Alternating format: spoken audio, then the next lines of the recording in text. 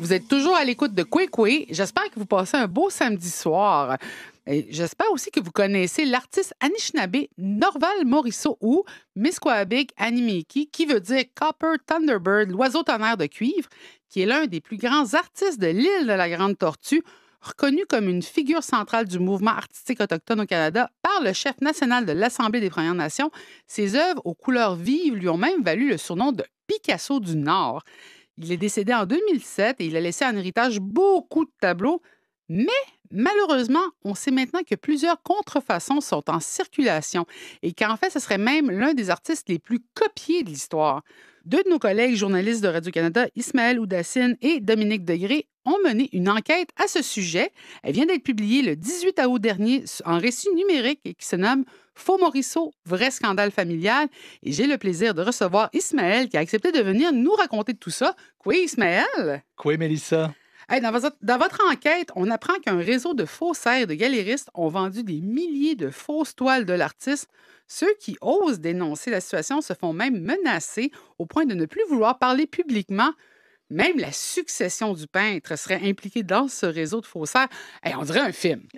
Sérieux, oui, là. Oui, c'est vrai que c'est assez particulier comme enquête parce que on révèle plusieurs choses, notamment l'implication de la succession, des enfants, de la famille, et donc dans un vaste réseau présumé finalement de faux. Et ça, c'était quelque chose d'assez passionnant et triste à la fois de couvrir parce que, comme tu disais, Norval Morisseau, c'est l'un des plus grands artistes canadiens contemporains. Ben oui. Ben oui. Pour ceux qui ne connaissent pas Norval, est-ce que tu pourrais nous en décrire un petit peu sa vie, qui il était? Norval Morisseau, c'est, comme tu disais, le Picasso du Nord. Tout de suite, quand il a présenté ses œuvres, tout le monde a été vraiment séduit. Il a ouvert les portes des grandes galeries canadiennes aux artistes autochtones aussi. Bon, il est né en Ontario. C'est un Anishinaabe de la communauté de Sand Point. En Anishinaabe, on dit Bingui Neyashi Anashinabek, sur les rives du lac Nipigon. Alors lui, il a été élevé par ses grands-parents et ses grands-parents lui ont un peu inculqué les légendes, les croyances, le sacré Anishinaabe qui, à l'âge adulte, il a représenté ça sur ses peintures. Donc c'est un art assez particulier, autochtone évidemment parce qu'il représente les symboles Anishinaabe dans ses peintures, mais avec l'art contemporain, c'est-à-dire des tableaux qui mettent en scène des figures. Pour ceux qui ne connaissent pas le nom de Norval Morisseau, juste cliquez sur Google et vous allez les reconnaître, ces peintures. C'est des peintures aux couleurs vives, des personnages, des êtres humains, des animaux.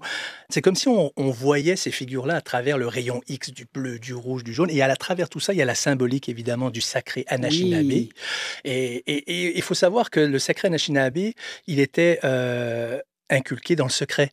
Donc, quand Norval Morisseau a peint ses tableaux, il a donné au monde un peu cette ouverture aux croyances qui sont secrètes chez les Anishinaabe, ce qui ne lui a pas fait beaucoup d'amis dans les communautés, parce qu'il fallait rester ça en vase clos. Mais n'empêche que quand les gens ont découvert cet art-là, ils ont été séduits totalement.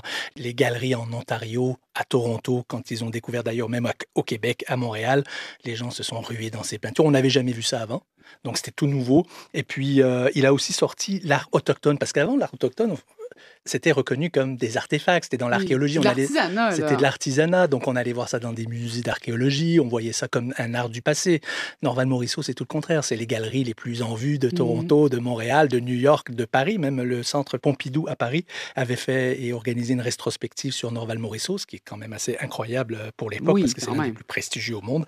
Donc aux quatre coins du monde, il a été exposé. Donc il a sorti l'art autochtone et il l'a mis en scène dans l'industrie et le marché de l'art contemporain. C'est ça, Norval Morisseau, en fait. Mais tu as souligné quelque chose qui est très important, puis peut-être que nos auditeurs ne sauront pas capter. Ses grands-parents, ses parents lui ont transmis justement des savoirs d'hommes et de femmes médecine Anishinaabe qui souvent sont très secrets. D'ailleurs, même un des surnoms que l'artiste a eu, c'est le chaman. C'est pas mon surnom préféré, mais je préférais l'homme médecine. Mais il le surnommait le chaman parce que justement, il y avait un esprit spirituel très fort dans ses toiles. Puis c'est ça qui faisait vibrer beaucoup les gens aussi. Exactement. C'est comme si quand on regarde un tableau de Norval Morisseau, on a accès totalement à la pensée et à la cosmogonie Anishinaabe.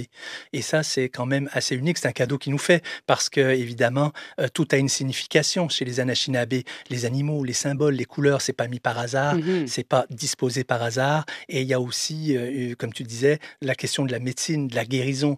Donc, les couleurs ont une signification. Par exemple, ce que j'ai appris, moi, c'est que la couleur blanche, chez les Anishinaabe, c'est l'accès à la guérison. Et donc, et c'est souvent la couleur la moins visible chez Morisot, parce que la guérison, en fait, elle n'est pas facile à acquérir. Il faut passer par le bleu, par le rouge, par le noir, par le jaune, avant d'arriver au blanc. Donc, c'est quand on voit ces peintures, on voit un peu de blanc, ben, c'est tout le cheminement de son art qui, finalement, va jusqu'à nous donner un peu de blanc, cette démarche de guérison, en fait, que Morisot nous partageait à travers ses œuvres. Oui, il faut comprendre que quand on parle des Autochtones dans le bois, garder la couleur blanche en vie, c'est pas la plus facile des couleurs à garder. Mais c'est quand même drôle parce que c'est avant la réconciliation, c'est avant qu'on s'intéresse beaucoup aux enjeux autochtones. Fait qu'est-ce qui fait que son œuvre, qui était si unique, justement, qu'elle a eu autant de succès partout dans le monde? Ben parce que d'abord, c'était la première fois qu'on voyait ça. C'était la première fois aussi qu'un artiste autochtone était présenté chez les plus grands galeristes, les plus grands musées. Donc, il a tout de suite attiré l'œil des experts, l'œil des conservateurs, l'œil des galeristes, des musées et l'œil aussi du public qui se sont arrachés ces tableaux. Tout le monde en voulait un. D'ailleurs, quand je dis Jack Nicholson, je pense que lui aussi, il a été en contact avec un Norval Morisseau. Ben, on le voit dans un des films de Kubrick, oui. Évidemment. The Shining, là, parce que je me disais, ça fit avec le tapis de The Shining. C'est toute l'esthétique très 1970, très organique. Mais les couleurs aussi qui étaient assez pop, là. Exactement, c'est vrai, c'est des couleurs flamboyantes. Mais pour revenir à Kubrick et à The Shining, c'est incroyable parce que le film en soi est une énigme, OK? On va faire un peu de cinéma, mais qui va être lié un peu à Norval Morisseau. Parce qu'il y a quelques secondes dans le film où on voit un tableau de Norval Morisseau, c'est le Mother Earth, la Terre-Mère. Oui. Mais n'empêche que le film The Shining, il y a des théories, c'est un film très complexe et tout. Et il y a une message secret caché partout dans le film. Là. Exactement. Et une des théories secrètes, ce serait que cet hôtel a été construit sur un ancien cimetière autochtone. D'où pourquoi l'hôtel est hanté par ces fantômes-là. Et que donc on a brisé le sacré en construisant un hôtel de luxe sur des terres sacrées autochtones. Et donc c'est pourquoi il est hanté. Mais Norval Morisseau, c'est pareil. Ces tableaux ont une symbolique secrète aussi. Donc, Kubrick ne l'a pas mis pour rien. Il nous donnait un indice un peu sur le scénario du film pour nous dire, écoutez, l'aspect autochtone est important dans mon film. Tenez-y un coup d'œil à Norval Morisseau qui nous dit des choses. On fait un petit clin d'œil à l'auteur du livre qui a inspiré The Shining, qui lui aussi est obsédé par les cimetières indiens, là, comme on dit. Mais là, même de son vivant, Morisseau lui-même a réalisé qu'il y avait des faux tableaux de lui en circulation. Par contre, le milieu de l'art, il s'en est pas vraiment occupé. Avant, j'ai le goût de dire les dernières 10 années, je sais pas pourquoi. Là. Est-ce que je me trompe? Non. Tu as tout à fait raison, Mélissa. Effectivement, vu le nombre de Morisseau, de faux Morisseau qui sont en circulation, on se pose la question, mais comment ça se fait qu'il y a autant de faux? Les experts nous disent qu'il y a 2000 à 4000 faux, ce qui est déjà énorme, mais certains nous disent que ça va jusqu'à 10 000 faux Morisseau. Oh! Il est l'artiste le plus copié au monde, le plus falsifié au monde. Mais pourquoi on a laissé faire ça? C'est vrai que c'est une bonne question. C'est complexe. Évidemment, il y a plusieurs réponses à cette question-là. L'une des principales, c'est que Norval Morisseau, c'était un artiste qui a une vie quand même assez particulière. Hein. Il a été survivant des pensionnats pour autochtones où il a été agressé sexuellement. Il a été dans la rue. Il a beaucoup de problèmes personnels. Beaucoup de problèmes personnels. Il a vécu de la dépendance. Donc, effectivement, c'est un artiste qui a une vie un peu chaotique, effectivement. Il est allé dans l'Ouest, il a beaucoup voyagé. Et donc, il n'était pas protégé particulièrement par un agent ou par une institution qui l'aurait pris en charge et qui aurait fait la nomenclature de ses œuvres pour ainsi le protéger. Ses œuvres étaient dans le marché de l'art, mais lui n'était pas dans le marché de l'art comme individu protégé par les institutions.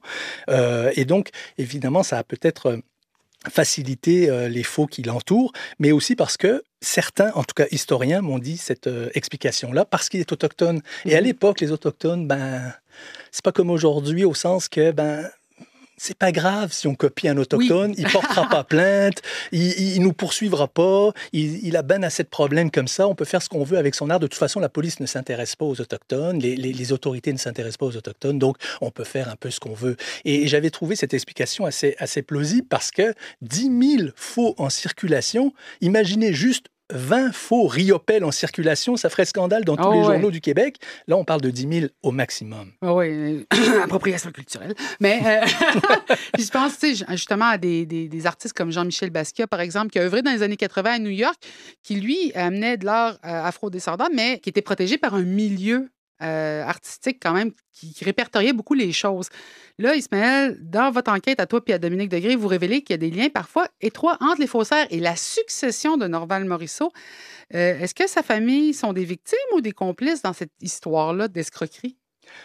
Peut-être les deux à la fois, parce que d'abord, effectivement, en faisant l'enquête, on a découvert que il y avait une relation assez particulière de la famille, c'est-à-dire les héritiers de Norval Morisseau, avec certains galeristes faussaires qui ont été accusés d'avoir propagé des faux Morisseau, des relations très proches. On en détaille quelques-uns, dont l'un qui s'appelle Jim White, qui est un galeriste qui a avoué récemment avoir vendu des faux Morisseau. Et ce Jim White était très proche de la famille de Norval Morisseau. Quand on parle de succession de Norval Morisseau, faut faire évidemment, faut expliquer un peu. La succession, c'est les enfants biologiques. Il en reste 5 et 3 ont décédé. L'enfant adoptif et un gestionnaire qui s'occupe de la représentation de cette succession-là. Et donc, au fil de notre enquête, on a découvert au fil du temps que cette succession, qui a d'abord été une fondation avec les enfants biologiques, avait des relations très particulières avec certains faussaires, galeristes, qui ont maintenant et qui sont maintenant accusés d'avoir propagé des faux. Donc nous, on révèle un peu dans cette enquête-là les relations, les liens étroits et aussi quelques agissements de plusieurs enfants dans ce réseau de faux qui posent vraiment question. On ne sait pas encore si c'est de l'influence des galéristes ou si c'est juste un aveuglement volontaire ou carrément, comment dire, sans vouloir accuser personne, c'est flou. Personne n'a été reconnu coupable maintenant. Aucun des enfants n'a été reconnu coupable, mais n'empêche que ces faux-là ont bien dû être acceptés ou même fabriqués par des faussaires. Évidemment, dans l'enquête, on explique que les galeristes sont ceux qui s'enrichissent, parce que c'est eux qui, au final, par exemple, on révèle dans l'enquête qu'un des fils de Norval Morisseau se faisait payer 50$ pour signer un faux. Mais au final, la galerie les vendait des milliers de dollars. Donc, c'est pas l'enfant qui se faisait la majorité de l'argent. Ça rappelle l'époque où justement les sculpteurs inuits, par exemple, sculptaient pour des dollars ce qui se vendait des fois 10 à 1000 fois le prix de ce qu'ils avaient vendu. Exactement. Donc, ceux qui se font l'argent à la fin, c'est les galeristes, mais n'empêche qu'il faut quand même, au début, signer, faire des taux, des faux... Il y a un sceau, en plus, c'est le sceau de Norval Morisseau, mais qui a été utilisé dans ce cas-ci. Alors, le sceau de la Fondation Norval Morisseau, donc, qui est apposé sur des peintures de Norval Morisseau, on a découvert qu'ils étaient apposés sur des faux Norval Morisseau. Et c'est le sceau de la famille de Norval Morisseau. Et en plus, ce sceau-là est tiré d'un faux Norval Morisseau. Ah non, OK. Fait que là, ça peut avoir un gros impact sur la valeur monétaire des œuvres qui sont possédées à travers le monde par des collectionneurs de Norval Morisseau, parce que là, tout le monde va se mettre à douter de tout. C'est déjà fait, tout le monde. C'est sûr que l'art de Norval Morisseau en pâtit énormément. Moi, je suis allé voir des galeristes à Toronto pour l'enquête et certains me disaient, c'est sûr que d'abord, personne ne vend des faux Morisseau. Je n'ai découvert aucun galeriste, sauf un qui vendait un Norval Morisseau et il m'a avoué qu'il l'avait bradé, en fait, parce que personne ne voulait l'acheter. C'était un vrai Norval Morisseau.